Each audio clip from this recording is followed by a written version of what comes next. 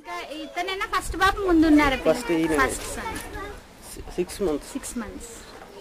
మంచి ముందుకు వస్తుంది. యా హిస్ డెవలపింగ్ ఏం చేస్తున్నారు? Business which business? ఏం బిజినెస్? కూరగాయల బిజినెస్, వెజిటబుల్స్, కిరాణా షాప్.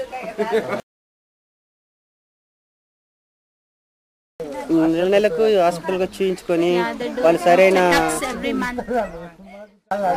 పోషకాహారం వాళ్ళకి అందిస్తాను. సరైన పోషకాహారాలు డాక్టర్ని సలహా తీసుకొని